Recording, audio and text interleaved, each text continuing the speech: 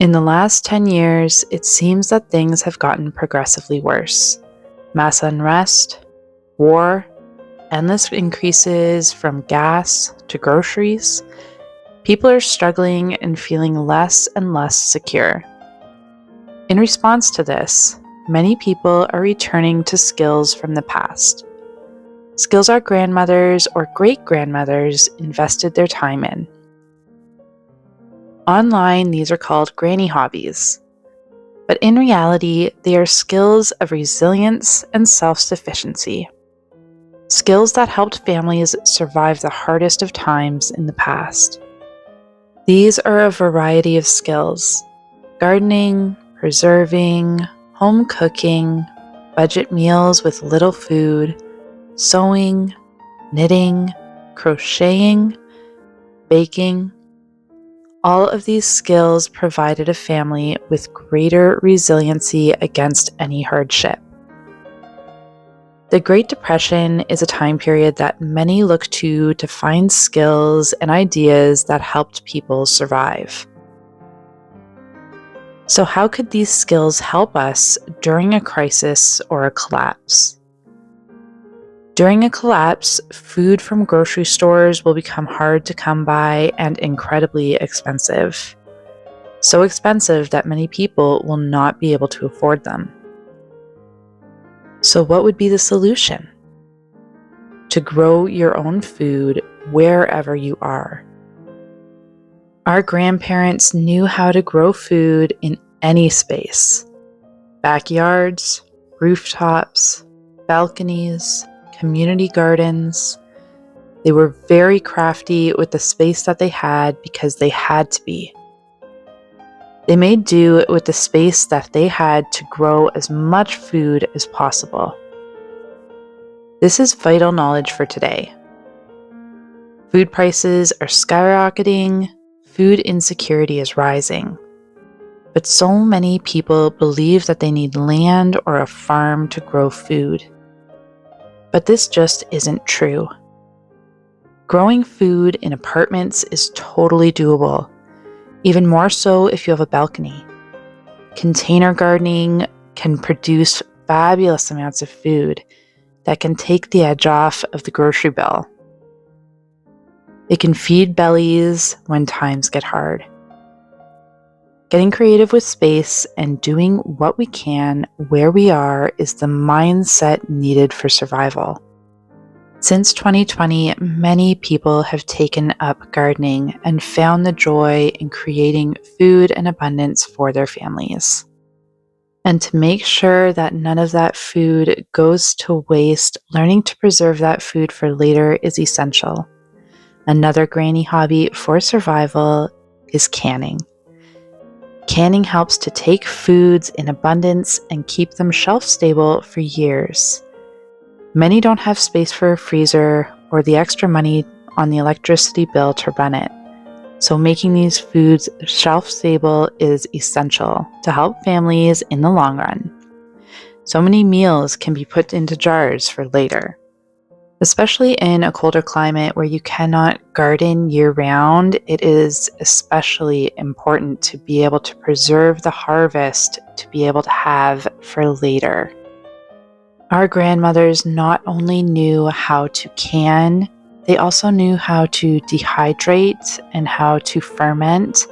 And yes, if they had a freezer, they also knew how to blanch and freeze fruits and vegetables. For anybody that has grown a garden, you know the abundance that can come in. A tomato plant can give you tons of tomatoes. And as the saying goes, when somebody learns to garden, the whole neighborhood gets zucchini. So it does mean that you get a lot of produce. So being able to know how to look after that produce and how to save it for later is so important. There are so many people looking to learn how to can. I have an entire playlist of instructions, of recipes, and how-tos. I will link that in the description box, so make sure after this video you go check it out if you are also learning to can. When garden space does not allow as much as needed, foraging was used to help accumulate foods for free. our grandparents knew a quick walk could provide food for a meal and even medicine. Dandelion greens, nuts, fruit, berries, and mushrooms. A lot of food could be found for free on a quick walk. I know for me, for a long time in apple season, I would go down country roads and there would be tons of apple trees. And these apple trees would be left. Nobody would be picking these apples. So these trees on the side of the road were free for you to pick. So I would always go and get an abundance of all of these apples, and no, they were not sprayed, so they definitely had wormholes, but if you just cut around them, then they're free apples. And I'd constantly make applesauce from these, and it was the best applesauce from these free apples. Elderberries and raspberries are also something that I can forage in my area, as well as lots of nuts. Not many people would think to collect acorns for acorn flour or any other nuts that they might find they could make flour or even milk out of. But foraging and learning how to forage in your area can be a really, really helpful tool. I know there are even some libraries that will do courses on mushrooms. So there could be a possibility of finding out what mushrooms are local and edible in your area. I would definitely check out the local library for books on what is edible in your area and what you could forage for. Grandma also knew how to cook with whatever ingredients were available. Many times this was very cheap ingredients like potatoes, flour, beans, maybe some very cheap cuts of meat, but Grandma knew how to take anything and make a meal. Oftentimes a meal that could be stretched, like a large pot of soup that could feed a family for multiple days. Grandma knew the most budget-friendly meals and how to make them last. It's fairly well known now that many people are looking for meals to help stretch their budget. Prices on groceries, especially meat, have been going up steadily, making even a small amount of groceries incredibly expensive. So focusing on cooking cheaper meals and meals that stretch is incredibly beneficial. If this is something that you are learning to do, I have an entire playlist on budget cooking to save money. I will have that linked in the description, so make sure you go check that out. During a crisis or a collapse, learning to cook with whatever is available and with budget ingredients, leaving nothing to waste, could absolutely help to save you and your family. Sewing, crocheting, mending, and knitting. My husband used to tell me stories about how his grandmother would come over and mend all of their socks and clothes. She knew the value of making clothes last. Not long ago, sewing and knitting and crocheting were essential skills. During the Great Depression, many mothers relied on clothing their daughters in dresses that they had made from flour sacks. So many people started doing this that flour companies started printing floral designs on their bags to help out. Right now, so many people rely on fast fashion and have no idea how to make articles of clothing. Should a crisis hit, buying new clothes may be very hard or impossible. And especially if you have growing children, learning how to sew and knit may become a necessity. But sewing is not just for making clothes, but also for mending them and making them last.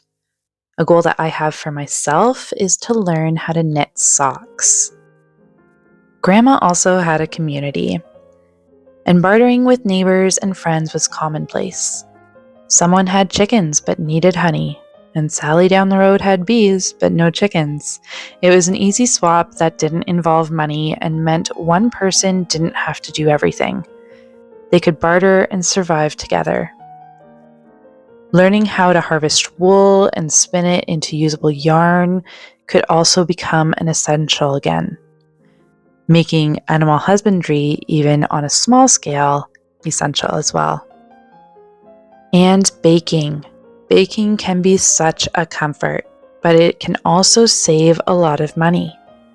Being able to bake your own bread, muffins, pies, bagels, and more can help to feed the family at a fraction of the price of grocery store food, and you also get to have delicious, fresh baking. Birding, reading, and puzzles. Enjoying free or cheap activities at home is a great way to save money. During a crisis, money will be scarce and there won't be much to do, so being able to enjoy simple things at home could be a balm during hard times. Grandma hobbies are not just silly or useless things that grandmas do. They are powerful skills that could help anyone get through a crisis situation. So embrace your grandma hobbies, lean into them, and learn more. A goal of mine is to learn to knit and to sew better. What are some skills that you're wanting to learn? What grandma hobbies do you enjoy the most? Let me know in the comments. And if you're looking for more exclusive content, make sure you head over to my Patreon page where I have monthly lists to help you save money, weekly frugal blog posts, and video tutorials.